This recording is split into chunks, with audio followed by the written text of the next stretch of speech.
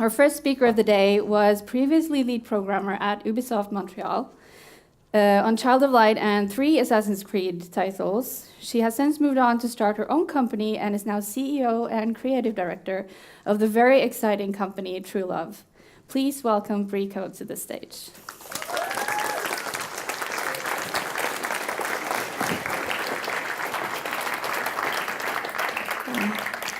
Good morning. How are you? Good. Thanks for coming so early in the morning. So I don't have to do my intro because it's already done. So this is my colleague Eve. She's a magazine editor in Montreal and the creator of #selfcare, and we launched our first app, #selfcare, this summer. And I think it's pretty funny because we both have really intense faces that look really disapproving when we're trying to look comforting. That's the best we can do. So I sorry if I make that face at you today as well. So I chose to work with Eve because she doesn't like video games, and she's really smart and really cool, and she helped me expand my perspective of what I thought was possible with games. And yeah, because I've been in the games industry for 16 years, blah, blah, blah. And now at True Love, we make friendly, experimental little projects that sit somewhere between games and apps. And we work with artists like Eve, and we work with neuropsychologists at the Games for Emotional and Mental Health Lab in the Netherlands. We combine game design and game AI methods with alternate reward structures to try to reach new audiences. And right now we're working on something that we call companion AI. And we also do consulting work around these alternate reward frameworks for AAA and other game studios who would like to grow their audience beyond core gamers. And our app is really, really simple. You can find it on the App Store or Google Play if you're interested in trying it. And, oh, what's this? Okay. And just before we start, I've been told that my talks can be a little bit traumatizing because I do sort of unveil the degree to which bias, and in particularly gender bias and sex bias, affect our lives. So please feel free to leave the room at any point and I won't be offended at all. And I'll stop periodically to take a few deep breaths and have a sip of water, and I suggest that you could stay hydrated also.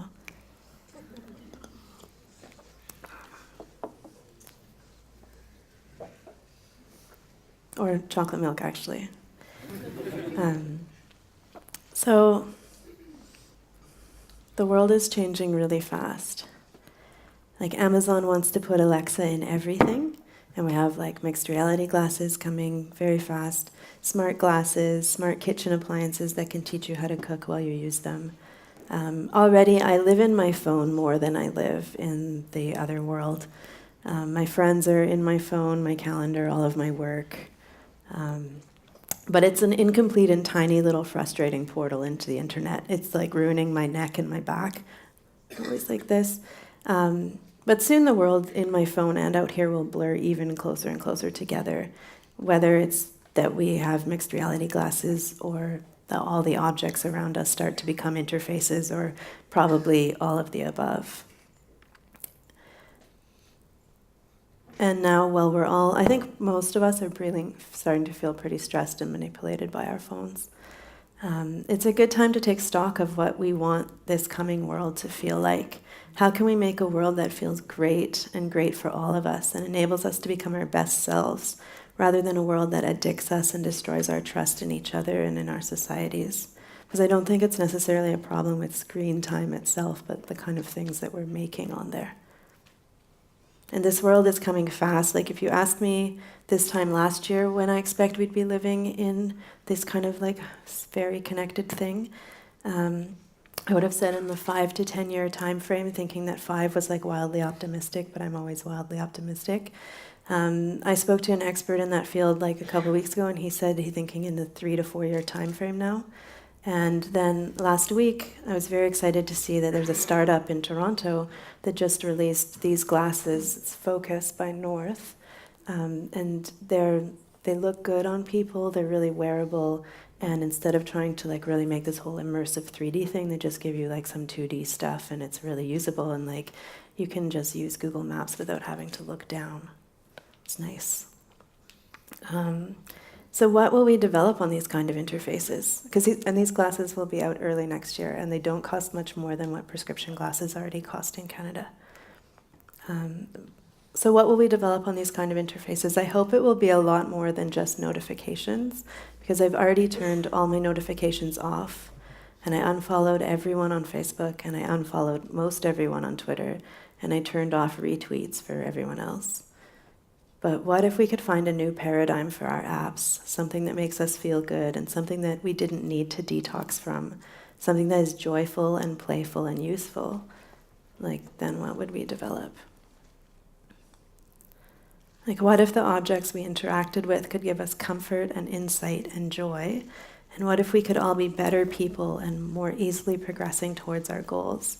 What if we designed products that were meaningful and useful and made life easier and not more complicated? So this is what I'm interested in, maybe a bit obsessed with and maybe a bit unrealistic.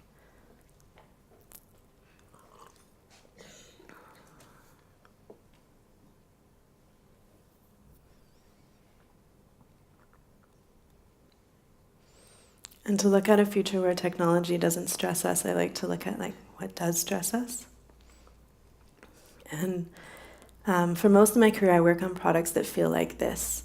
And if you have a fight or flight response to stress, this is something that feels really good, because lots of things flashing on screen and a sense of danger or a sense of challenge will stimulate adrenaline in your body, and then you'll feel like really alive and you'll feel like fighting and winning. And when you win, you'll get dopamine and it feels good, and you get this kind of sense of mastery and self-esteem from this kind of thing.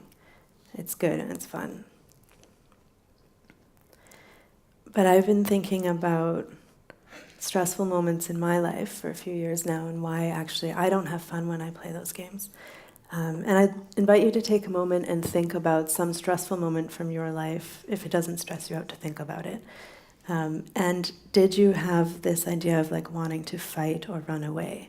Or was there something else that happened?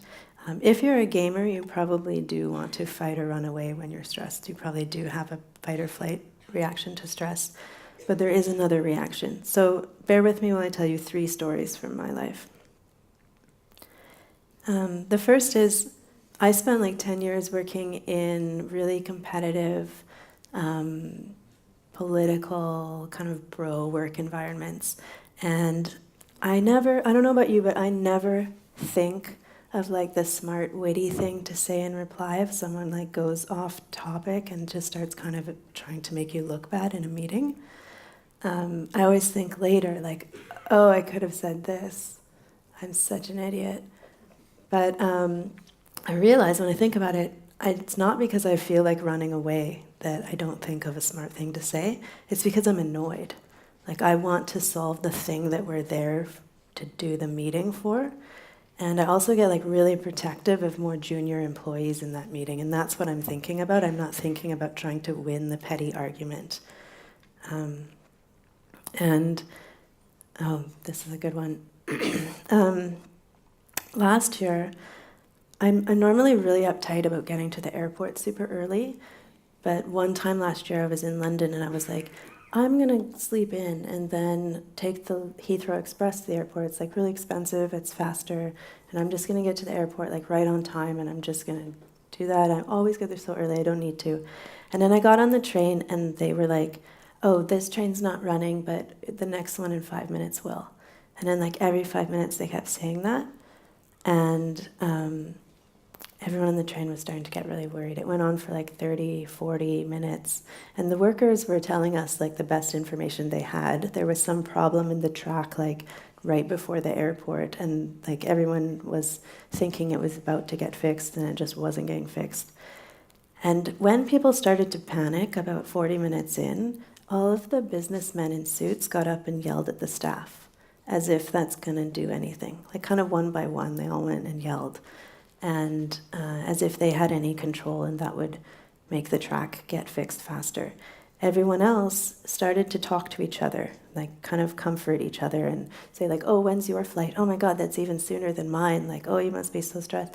And then started to like form up into groups and leave and take taxis together and split the cost.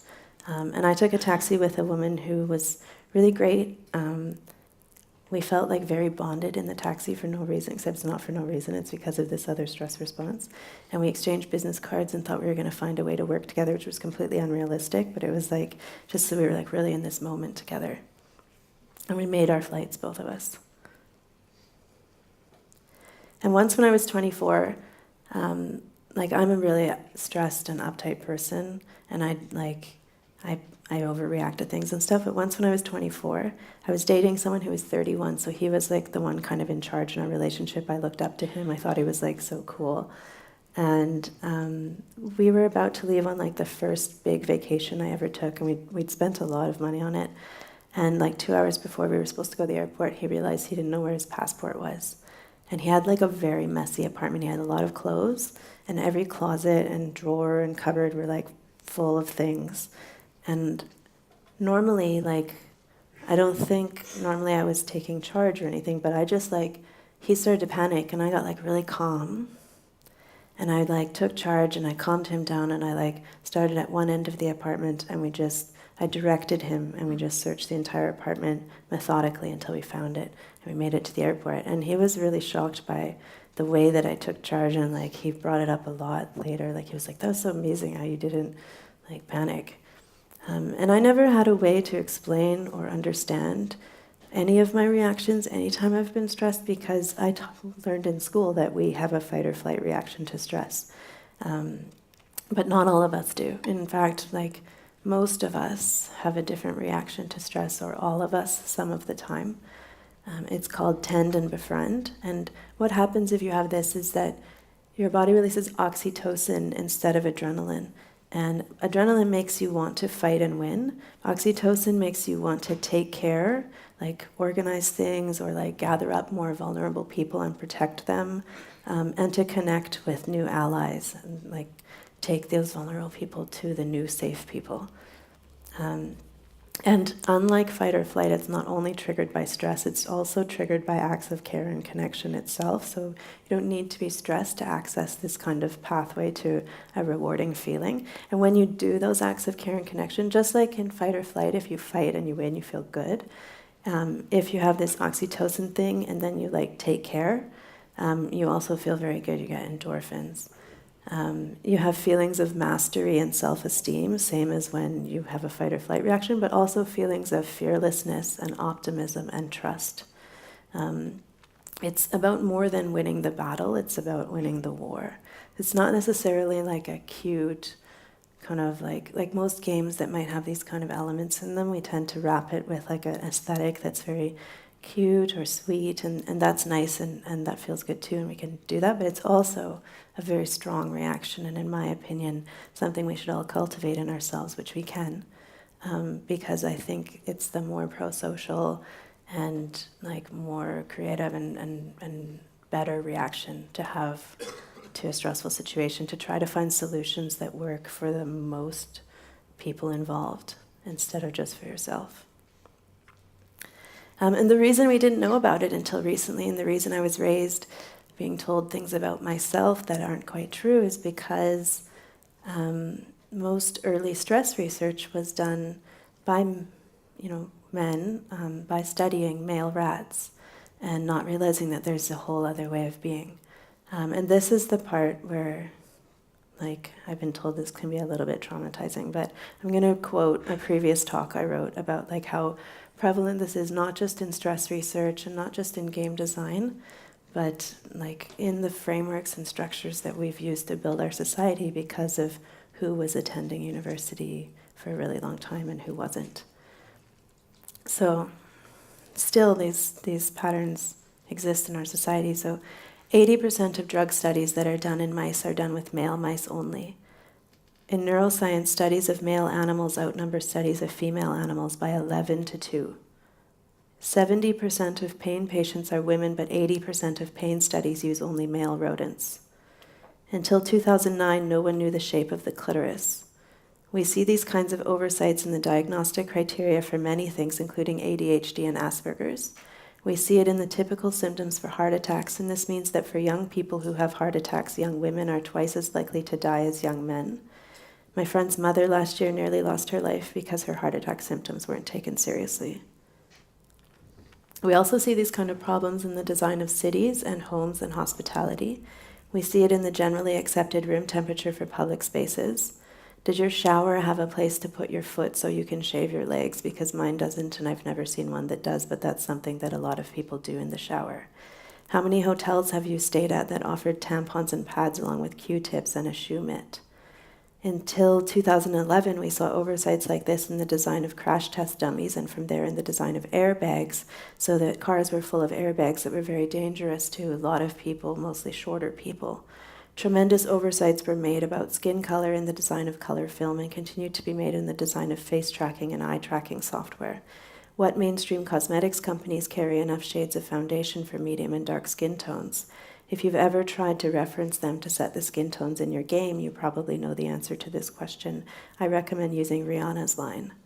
The default sizes for phones and for VR hardware tend to be based on the sizes of the hands and bodies of the people making them and not on a range of hand and body sizes. What video games have good hair options for everyone? I could go on and I could discuss guitar solos and Western narrative structures and how incomplete they are when you look at them through a fight or flight and tend-and-befriend lens, but that would take another hour. Suffice to say that I notice that I always get annoyed when the plot kicks in a movie. The predictable conflict and build-up of misunderstanding followed by the predictable climax and the end is counter to my nature. I just want to get to know the characters and exist in their world for a while. Netflix series are a bit better for this. The characters are all having their little arcs, and there is more of an ebb and a flow to it. Open world video games could be even better, but we generally don't put money on developing characters, only on realistic explosions. When I was younger, I thought that feminism was done, but now I see that we're only just getting started because our societies were largely designed by one kind of person and therefore were largely designed for one kind of person. Our systems, our hierarchies, our rules, our roles, our morals, all of our frameworks, our institutions. There is a lot of opportunity now for those of us who are underrepresented to look into our hearts and into our intuition and think about what doesn't seem to fit for us and what we want to change. At this point, people who don't fit into the dominant category of the people who have architected almost everything have more insight into creating broader and more easily marketable innovation than they do. We still have a lot of work. We still have to work against a lot of bias to be able to achieve anything, but we have opportunity to create very large, broad strokes innovation.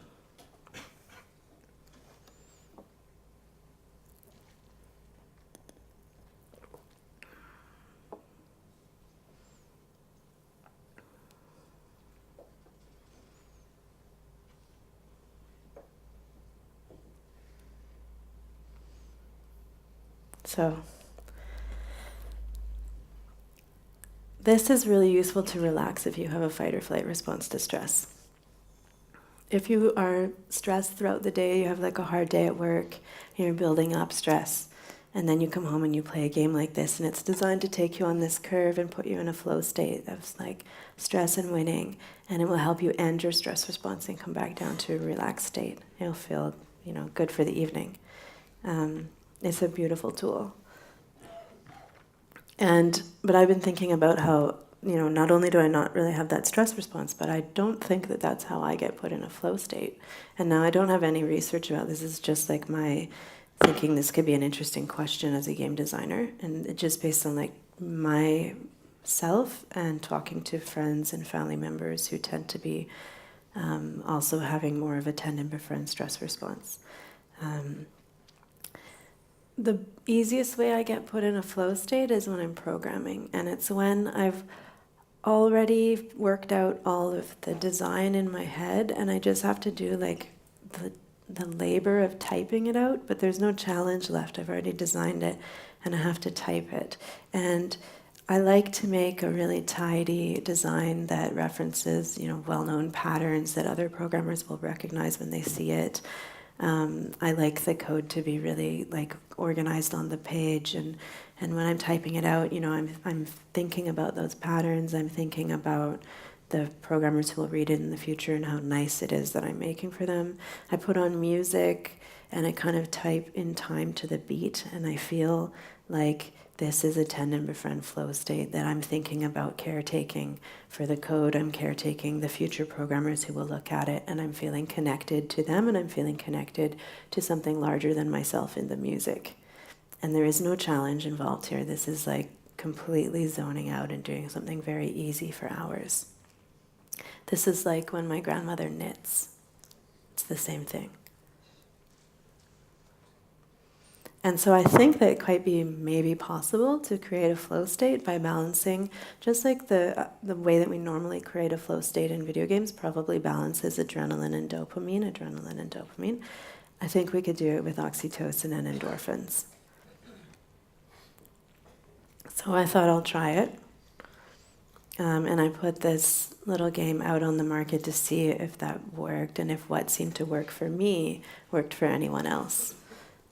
So what I did is just, this is a top-down view of a bedroom, and each object has a little mini game that's designed to be relaxing for people who have a tend-and-befriend stress response. And they're all like super simple. So this is a word game, and what I did is, as you play it, it starts out like with very confronting, kind of aggressive or like confronting words that make you feel like, oh. And then as you play it, the words get more and more connected and more kind and inspirational. And also, as you play it, there's more and more letters that you need to place. But it's not an increasing challenge because the letters are color-coded, and you can just drop the letter into every slot until the color changes, and then you can't even move it anymore. So, like, you don't have to play it by trying to figure out the words. You can just play it by, like, moving letters around until they click. And that's how I play it. So it's not about increasing challenge at all. It's about increasing the degree of caretaking that you're doing by having more and more letters to organize, and decreasing the connection you feel with it by it becoming kinder. And there's also like a little mini game where you have to like kind of clear the circle. And it starts out with the circle like awkward, and you have to do like little detailed motions. The brush is very small, and the circle's very small, and it's really awkward. And then as you play, the circle gets bigger and bigger, and the brush gets bigger and bigger, doing these nice sweeping motions. Same kind of thing, like no challenge, actually just gets easier and easier, because it's like more and more joyful. Did that work for anyone besides me? It did work for some people. So I actually couldn't get off the couch for a while after I released it because I was overwhelmed with, I showed it to a lot of game designers before I released it, and they were all like, this is not, what? And then I put it out, and then I didn't put anything in the app asking people to rate it or review it. I was thinking it would take me a long time to build up enough of an audience to iterate on these ideas until I thought maybe by the end of this year I would have some of these mini games actually working for people. But it turned out they already worked. And even though I didn't ask people to rate it or review it in the app, they were going back to the App Store and bothering to send reviews that were saying things like, it will change my life, it's the most calming app I have, the best calm-inducing app ever, it works. And then I felt like, okay, when I read this was my favorite review because it validated what I was trying to do. Hashtag self-care is an interesting counterpoint to predominant ways of doing things in both game and app design. It's free of the engineered stress and potential for failure that typify game design, and free of the intrusive ads and constant microtransaction barriers that typify mobile design. It leaves me with the optimistic feeling that even though I've been playing games for a quarter century, I still have a limited perspective on what they can be. There's so much more out there to explore. And that's like what I've always felt and believe, and I'm trying to find other frameworks.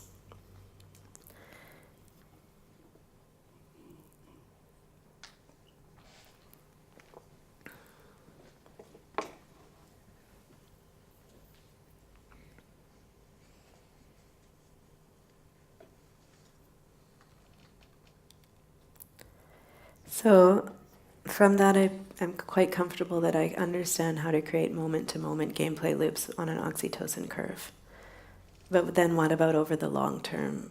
Like, how would players deepen their relationships with these apps and develop feelings of affection and gratitude and all these good things instead of feelings of addiction and like guilt? So this is our next phase of hypotheses that we'll be proving next. I'm working on something that we call companion AI.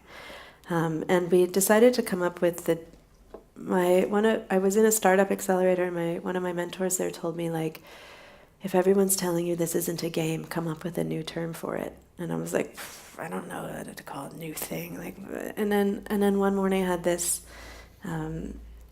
this thing where I'd come home from a trip, and I'd gone out for dinner with an old friend, and he looked amazing. And I was like, I don't think I asked. I think that would be rude, but somehow it came up that the reason he looked so amazing was because he'd been getting up at 5 a.m. every morning and working out with a workout app. So I was jet lagged, and I woke up at 5 a.m. the next morning, and I was like, I could be one of those CEOs that gets up at 5 a.m. and works out every morning. That's totally who I am. And I'd just been reading about some billionaire that gets up and golfs every morning at 5 a.m., so I was like, I'm totally going to be this person.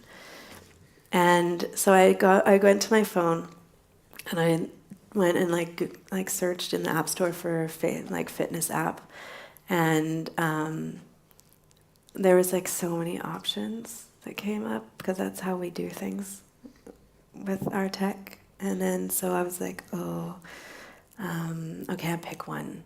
And I have decision fatigue. I run a business. I make decisions all day long, every day. And then so I downloaded it, and then I opened it up, and then there was way too many options of what workouts to do. And I was like, I don't want to pick a workout. Like, I don't know about workouts. Like, I don't want to pick one. It's like too much pressure. And I was like, I'm too tired for this. And I put it down, and I just started doing yoga because I already know how to do that, and I don't have to think about it. And then while I was stretching, I realized that I was still reaching for my phone all the time, because I was in the middle of counseling 2 different friends in other time zones through major life crises at the same time. And I didn't find that exhausting whatsoever. I found it, like, not that I was happy that my friends were going through life crisis, but I do get energy from helping people. And I was like, this is 2 different pools of energy. And this is how we decided we wanted our apps to feel like friends.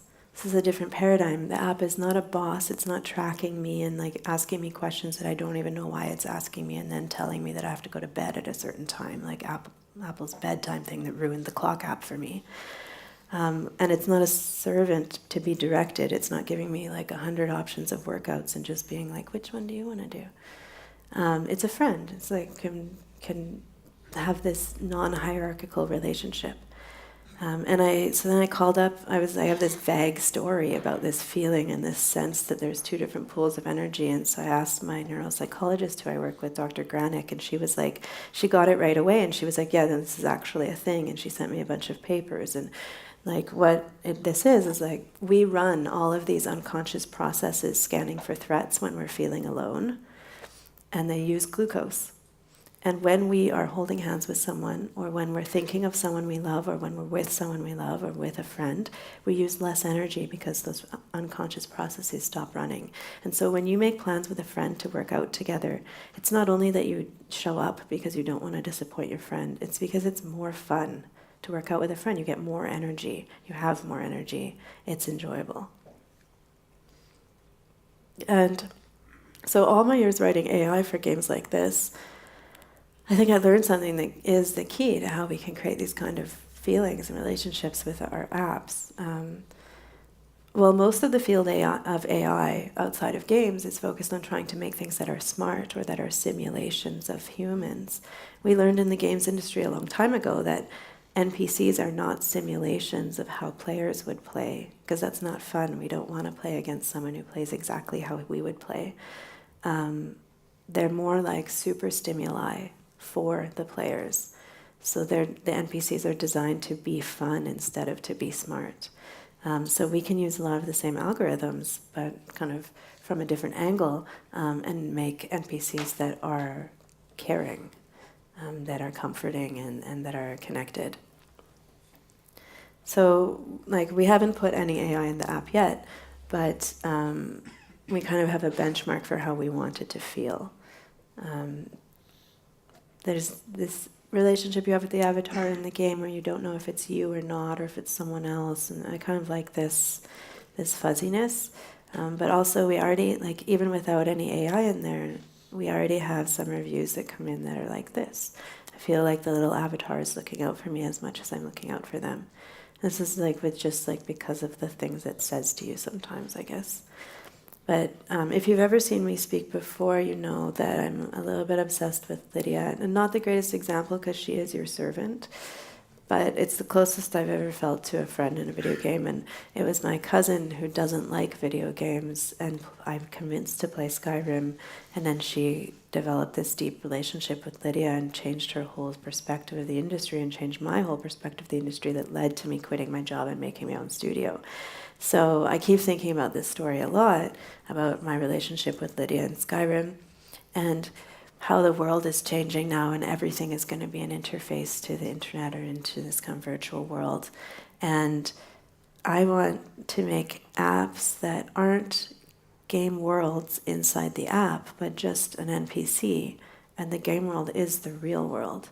And you have, this is why I call it a companion, and it's like joining you on your adventure in your real life. Like maybe you have a companion that is learning to cook with you, or the one that we made is kind of about relaxing. You might have one about learning a language. Anything that you want to achieve like in the real world that we could do like in a really playful way with everything we know about how to make things fun or how to make things caring, and make a new kind of product. So then we get a world that's something like this, where your apps feel like your friends.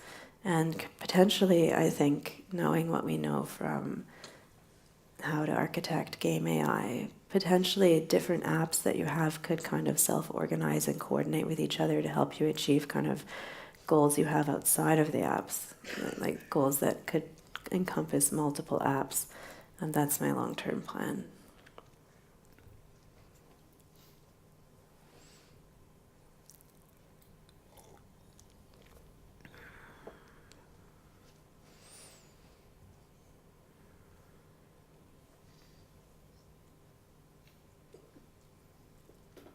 So I really like to have a long-term plan, and I never really stick to it because I'm always changing it based on what new information comes up.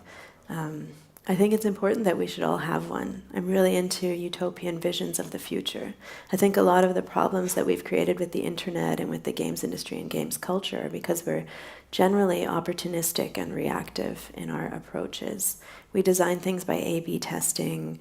We're always looking for the short-term opportunities, and this short-term thinking has led us to an internet and to other systems that addict us, that steal our elections, destroy our environment. But we can do better. We have the technology and the ability to organize and work towards goals. Like now, we can do better. We can imagine our desired end state and then take little steps towards it. So I have this little vision of the future that I've put together, and I wrote this for the first time about a year ago, and I iterate on it from time to time. And when I first spoke about it, a lot of people were like, that sounds horrible. This is like just what I want, and everyone maybe wants a different thing. And I try to iterate it based on feedback also. I haven't done an update since I realized that, the way I'm thinking about writing the companion AI means that they can coordinate with each other. But this is still a pretty interesting future. It's something to start thinking about. So I wake up to a sunrise simulation and soft music and the smell of coffee brewing in the small commune that I live in. And the walls are blank and glowing softly, and I stretch. And on sheer curtains in front of my windows, layered over views of the street, I see beautiful flowering meadows with colors that give me a calm and peaceful energy. The views on my curtains are interactive tools designed by one of my favorite artists. Her works are proven to help induce certain states of mind, and they help me get started on my day. I get my coffee and my tablet and I curl up in a really cozy chair and I do some journaling with my self-care companion. This companion is my friend. I help cheer them up and they help cheer me up. The journal prompts they offer me reflect where we're at in my understanding of myself and my relation to the world. After I've written 3 pages, we do a small guided meditation supported with biofeedback. We're getting very good at learning to control our heart rates through breathing, and now my companion and I are both ready to face the day. As I continue to wake up, slowly my calendar for the day begins to fade into view on my walls, like really big, along with a series of invigorating and interactive paintings of characters who remind me of the meaning and purpose behind the projects that I'm involved in. There's also a smart hybrid, sort of synthetic, organic garden that we're tending in one corner. We're growing lavender. I spent some time pruning it, and it smells great. It reacts to my touch with gratitude, and as everything comes into focus, I'm reminded of my goals for the day and week and month. I go to the gym for a run. I meet up with my friend who's in Melbourne at her gym and my friend who's in Islamabad at her gym. We jog through a sunset in the Sahara. We race ourselves from yesterday, and also an avatar of our other friend who couldn't join us at the same time today but already ran. Yesterday we jogged under the midnight sun in the Lofoten Islands. It's late in Melbourne and my friend tells us a story from her day and I schedule a reminder to connect her with a colleague of mine from my last project. They may be able to help each other. I go home and work with my team who are located around the world. We came together around a specific project and we may disband or reorganize when we're done. We don't work to live. Mind-numbing jobs have been automated by robots and AI. The work that remains is the fulfilling work of care and sport and art and entertainment. And we work together because we care about the same topics, and we each have something unique to bring to the discussion. We understand and celebrate that our differences make us stronger and more effective together. Work has been separated from income. Everyone has the ability to take fallow periods of introspection and reflection, to discover and to develop their values and their unique strengths, and to take risks and to join their dream projects. As the morning progresses during moments of reflection here and there, I tend to my garden. Breaks in nature, even simulated nature, are proven to help me retain the skills I'm learning. Soon I stop work while I'm still enthused about it, because I've found that this makes me more efficient in the long run. I take a few moments with my self-care companion again. I go to the library where I like to sit in the stacks to study a language that I'm learning. I learn a few new phrases in an enlightening conversation with Alyssa, the founder and queen of ancient Carthage. Friends of mine in Tunis programmed her. In the late afternoon, I meet up with a friend and we attend an interactive theater performance that evolves each time it runs. Each audience gets closer and closer to solving the mystery as more and more is revealed. Each performance is more meaningful than the last. The music during the performance is also generated based on meaningful parameters and uniquely matched to the feelings and discoveries of each individual performance. And years later, both my partner and I receive a surprise email from the theater company with an album of the specific music we heard. And listening to it brings us back to that moment and provides us a moment of reflection and perspective. In the evening, my home has changed. The night plants are blooming in my garden, and the walls are darker and the light is warmer. The characters in the artworks on my walls are falling asleep. I make some tea and I unwind by myself because I'm so introverted and I need this. I hang out with my self-care companion briefly. I've been learning about my personal aptitudes for curiosity and bravery and creativity. In my kitchen, my appliances have taught me how to bake, and now I'm part of a new lavender cake movement emerging on Instagram. I've also started learning pottery. I've accepted my unending curiosity and creative drive as strengths and not as flaws. As a result of these playful activities, I've become braver over the last few months, and it shows in many aspects of my life. Knowing myself and my personal aptitudes means that I'm more comfortable in my skin and I second-guess myself less, which means I'm free to focus more energy on building a better world for everyone. Soon I'll start teaching baking too. As I'm relaxing, I see a friend on Instagram, and I mention that I like the shirt she has designed, and she sends a copy to be printed at my house. I send a new pot I made with my pottery companion to be printed at another friend's house for her birthday. We rarely ship materials around the world anymore, only ideas. The sun has set in my apartment, and with my self-care companion, I note 3 things that went well today, 3 surprises, and 3 things I've learned, and I go to sleep. We're living in networks of self-governed city-states and villages, and dynamic coalitions form to make decisions around new issues, coordinated by an AI guided by a universal declaration of human rights and responsibilities. We prototype decisions instead of deciding them based on debate. The countryside is healing. I'll take a hiking trip out there in a few days. So is the city. Our buildings are becoming more organic. We feel better. Because resources are well distributed, people aren't unnaturally scared and aren't unnaturally stressed, and we are all healing. In this world, through play, we each learn about our individual traits and individual strengths and how to develop them. We use psychology and other sciences to inform our habits and rituals and to learn about and to accept each other. We know ourselves. We take care of each other. We're caring and creating and connecting and playing and reflecting and celebrating. We have purpose and meaning, and we're safe. If my world sounds boring to you, which it might, what else do you wish was there? What would you need to feel a sense of purpose and a sense of joy? And if my world sounds stifling to you, what do you wish wasn't there? What do you need to be free of? What is the world that you would want to live in if you could design it? What's your goal for our futures? And when you design games, can you design them such that they are tiny steps towards your utopian goal? Can you start to prototype utopian systems, or can you make gameplay interactions that help us understand ourselves and understand other people? I personally find a lot of optimism in tend-and-befriend and other alternate reward frameworks from psychology. What brings you optimism and hope and meaning? And can you bring it to other people? Because I think we're kind of going to need to fight for the future of humanity. And I think that as the architects of new media and of new worlds, as video game developers, we have both a very big opportunity and a big responsibility. Please take this seriously. And thank you.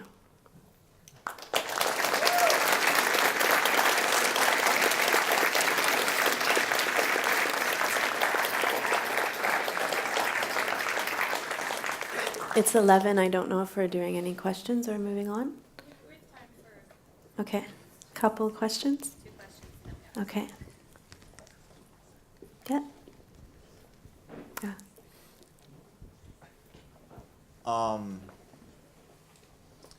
You talk about, this is very loud, you talk about surrounding yourself with, as I understood, virtual friends of sort.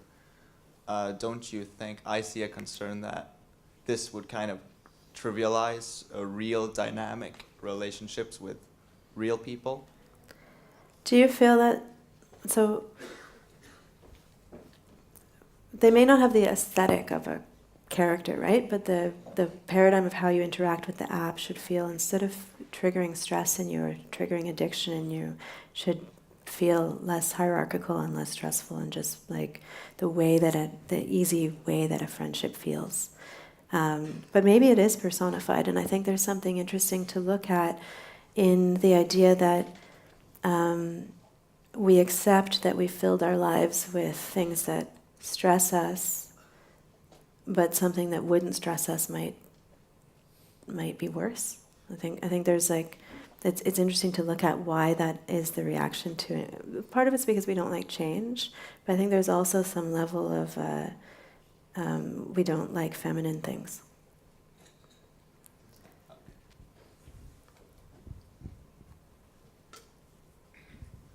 Hi. Do you think the tend-and-befriend response is something that can be learned? That can Be learned? I think so. I asked Dr. Granick this the other day, I seem to sometimes have both reactions, so can it be both in the same person, and is this something that we can cultivate? And she said yes. I think if you are in a stressful moment, if you stop and take a deep breath and think how do I want to react to this, you can slowly start to train yourself. But of course, when you're in a stressful moment, you're probably not stopping and taking a breath also. So it's It might be more that it's something you cultivate, like in the way that you are when you're not stressed, and then when you're stressed, you start to naturally have that reaction. Yeah, because when you're stressed, you don't want to put any extra pressure on yourself. Kind of just want to react and get out of the stress.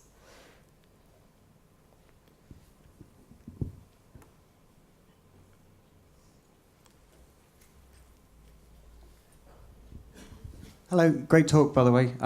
Do you know of any really good examples of current video games that exhibit the tend or befriend behavior loop? I think a lot of games kind of have it as a like happy accident, because the main loop that we see in most games still is going from easy to hard. So there is we are bringing the player along a curve of challenge, but we might have caretakery things as a kind of in there, like a game for even something like Bejeweled, you're moving things around there, especially when designers add things like a Zen mode, which is kind of a side mode, so it's not the main things. It's kind of oh, we don't really know why our players seem to want no challenge, but we'll just give it to them. And then so it's not necessarily bringing them all along a curve of caretaking, but it is it does access those chemicals. So playing something like that in a Zen mode, something like Stardew Valley or Animal Crossing, but again, these games all have cute aesthetics, and so for a lot of people who have the tend and befriend reaction but aren't into cute things, there's not really much for them. I think what's really interesting are games outside of what we normally think of as games, like something like Duolingo or Tinder are better examples, maybe. Okay. Thank you.